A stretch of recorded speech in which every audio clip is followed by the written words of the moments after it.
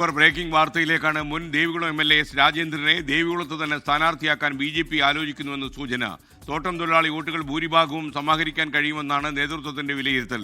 തോട്ടം തൊഴിലാളികളെ ലക്ഷ്യമിട്ട് എസ്. രാജേന്ദ്രന്റെ നേതൃത്വത്തിൽ മൂന്നാറിൽ സഹകരണ ബാങ്ക് ഉടൻ രൂപീകരിക്കും.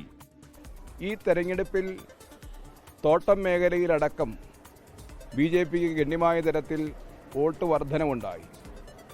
അപ്പോൾ ജനമനസ്സ് ഇടതുപക്ഷത്തിൽ നിന്നും അകലുന്നു എന്ന കാര്യവും രാജേന്ദ്രന് മറ്റ് CPM ചുമതലപ്പെട്ട മറ്റു പലർക്കും മനസ്സിലായിട്ടുണ്ട്. രാജേന്ദ്രനെ തുടർന്ന് ഇനി മറ്റ് പല പ്രമുഖരടക്കം നേതാക്കന്മാരും അണികളും വരുന്ന ദിവസങ്ങളിൽ BJPയിൽ ചേരുന്ന നമുക്ക് കാണുവാൻ സാധിക്കും. CPI CPM എന്നില്ല, BJP ഇതര കക്ഷികളിലെ കഴിഞ്ഞ കാലം പ്രവർത്തിച്ചവർ പലവരും BJPയിലേക്ക് തുടർന്ന് വരുന്ന അവസ്ഥ നമുക്ക് കാണാൻ സാധിക്കും. കൂടുതൽ വിവരങ്ങളുമായി കട്ടപ്പനയിൽ നിന്ന് രാഹുൽ വിജയൻ തത്സമയം ചേരുന്നു. രാഹുൽ വിജയൻ, ഈ ദേവികുളം മണ്ഡലത്തിൽ നല്ല സ്വാധീനമുള്ള ആളാണ് എസ്. രാജേന്ദ്രൻ. കൂടുതൽ വിശദാംശങ്ങൾ എന്താണ്?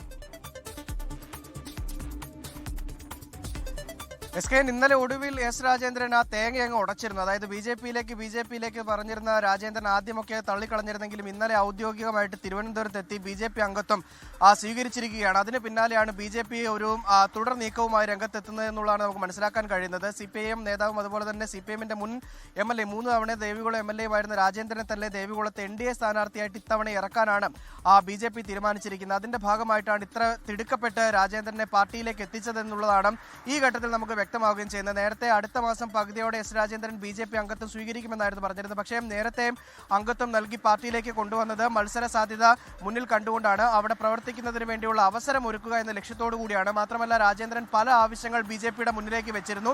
അതെല്ലാം പാലിച്ചുകൊണ്ട് അല്ലെങ്കിൽ അതെല്ലാം നടപ്പാക്കുമെന്ന ഉറപ്പോടു കൂടിയാണ് രാജേന്ദ്രൻ അംഗത്വം സ്വീകരിക്കുകയും ചെയ്തത്. അതിൽ ഏറ്റവും പ്രധാനപ്പെട്ടത് മൂന്നാറിലൊരു സഹകരണ സൊസൈറ്റി, തോട്ടം തൊഴിലാളികളെ ഉൾക്കൊള്ളിച്ചുകൊണ്ടുള്ളൊരു സഹകരണ സൊസൈറ്റി രാജേന്ദ്രന്റെ നേതൃത്വത്തിൽ തുടങ്ങണം, അതിനുള്ള സഹായം വേണമെന്നായിരുന്നു. അത് BJP അംഗീകരിച്ചിരുന്നു. അതിൻ്റെ വേണ്ട എല്ലാ വിധത്തിലുള്ള സഹായങ്ങളും BJP ചെയ്തു കൊടുക്കുകയും ചെയ്തിട്ടുണ്ട്. 30-ാം തീയതി ആ സഹകരണ സൊസൈറ്റിയുടെ ഉദ്ഘാടനമാണ്. ഇതോടുകൂടി തോട്ടം മേഖലയിലെ കൂടുതൽ ആളുകൾ രാജേന്ദ്രനൊപ്പം ചേരും. മാത്രമല്ല ഫെബ്രുവരി 8-ന് രാജീവ് ചന്ദ്രശേഖർ പങ്കെടുക്കുന്ന വലിയൊരു പരിപാടി മൂന്നാറിൽ BJP സംഘടിപ്പിക്കുന്നുണ്ട്. അതിൽ നിരവധി ആളുകൾ BJP അംഗത്വം സ്വീകരിക്കും. തോട്ടം മേഖലയിലെ നിരവധി ആളുകൾ BJP അംഗത്വം സ്വീകരിക്കും എന്നുള്ളതാണ് BJPയുടെ ഒരു പ്രതീക്ഷ. ഈ കണക്കുകൂട്ടലുകളൊക്കെ മുൻനിർത്തിക്കൊണ്ടാണ് എസ്. രാജേന്ദ്രനെ തന്നെ ദേവികുളത്ത് മത്സരിപ്പിക്കാമെന്നൊരു തീരുമാനത്തിലേക്ക് പോയിരിക്കുന്നത്. പക്ഷേ രാജേന്ദ്രൻ സ്ഥാനാർത്ഥിയാകുന്നതിൽ താല്പര്യം പ്രകടിപ്പിച്ചിട്ടില്ല. രാജേന്ദ്രൻ അത്തരമൊരു തീരുമാനത്തിലേക്ക് പോകുമെന്നുള്ളൊരു കാര്യം ഇപ്പോൾ വ്യക്തമല്ല. പക്ഷേ പാർട്ടിയുടെ ഒരു നിലപാട് രാജേന്ദ്രൻ തന്നെ മത്സരിക്കണം, അങ്ങനെയെങ്കിൽ വിജയ സാധ്യത ഉണ്ട് എന്നുള്ളതാണ്. മാത്രമല്ല സംസ്ഥാനത്തൊട്ടാകെ CPMന്റെ മുൻ MLA ആയിരുന്ന ഒരാൾ